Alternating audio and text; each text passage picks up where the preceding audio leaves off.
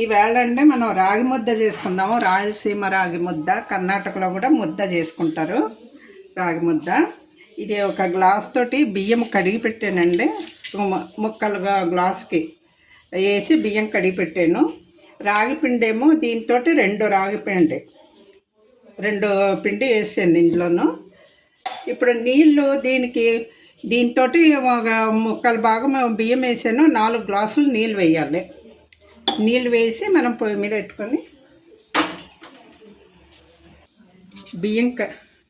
బియ్యం కడిగి పెట్టాం కదండి. నేను అంటే నీళ్ళు 4 గ్లాసులు నీళ్ళు ముందే మరగబెట్టి పెట్టుకున్నాను. ఇందులో వేసుకొని ముందు మనం ఎసరు పెట్టుకొని బియ్యం వేసుకున్నా పర్వాలేదు. నేను తొందరగా అవుతుందని ముందు ఇలా పెట్టుకున్నాను. అంతే అండి. ఇది ఉడకాలి. ఉడికాక అప్పుడు మళ్ళీ రాగిపిండి వేయాలి. మెత్తగా ఉడకాలి ఇది. దీనికి కాంబినేషన్ వేరుశనగుళ్ళు పచ్చడి అండి, పల్లీల చట్నీ అంటారు.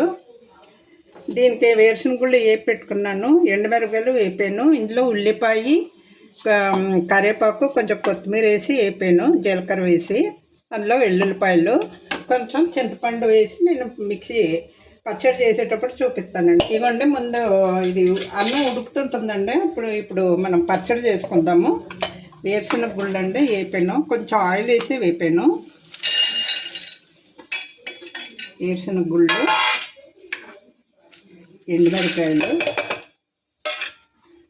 చింతపండు, కొంచెం బెల్లం, ఇది వేపి పెట్టుకున్నాను చెప్పాను కదండి. ఉల్లిపాయ, ఎల్లుల్లిపాయ, కరివేపాకు, కొత్తిమీర, జీలకర్ర వేసి వేపాను. అంతేండి. ఇది పచ్చడి మిక్సీ పెట్టుకోవాలి. ఇంక ఇందులో కొంచెం సాల్ట్ వేద్దామండి. మనం సరిపడా సాల్ట్ వేసుకోవాలి. పచ్చడి నలిగిపోయిందండి. ఇప్పుడు ఇందులో వేసుకుందాం ఒక బౌల్లో.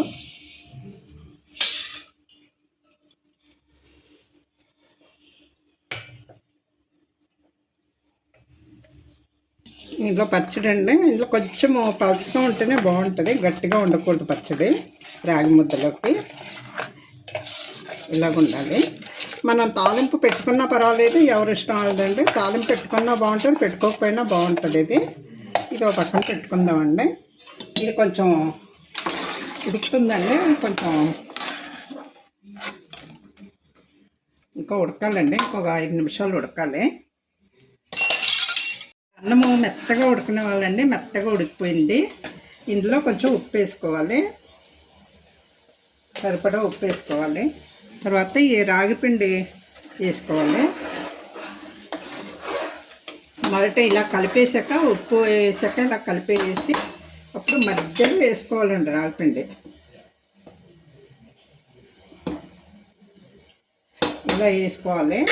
ఇవి వెంటనే కలబెట్టకూడదండి. వేసేసి కొంచెం ఇలా మూత పెట్టి సిమ్లో ఉంచుకోవాలి స్టవ్. ఒక 10 నిమిషాలు, ఒక 5 నిమిషాలు మూత వేసాం కదండి. ఇప్పుడు ఉంటుంది. ఇందులో కొద్దిగా మనం కొంచెం నెయ్యి అంటుకోకుండా ఉండటానికి కొంచెం నెయ్యి వేసుకోవాలి. నెయ్యి అయినా పర్లేదు, కొంచెం నూనె వేసుకున్నా పర్వాలేదు. ఇప్పుడు కలిపెట్టుకుందాము.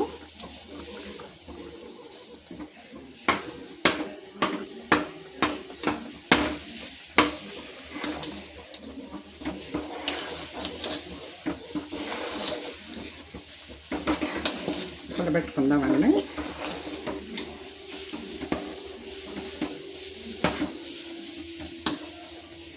కొంచెం నెయ్యి వేసుకొని, నూనె కానీ నెయ్యి కానీ వేసి చుట్టూ ఇలా పెట్టేసుకొని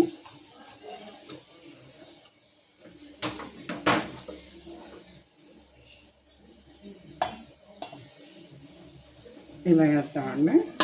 ఇప్పుడు దీన్ని ఇలా తిప్పితే అంటే ఇది ఒక ముద్దలాగా అయిపోతుంది.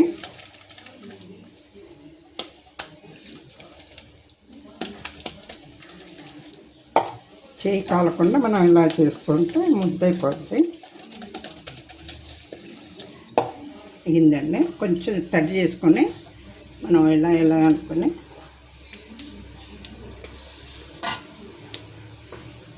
అండి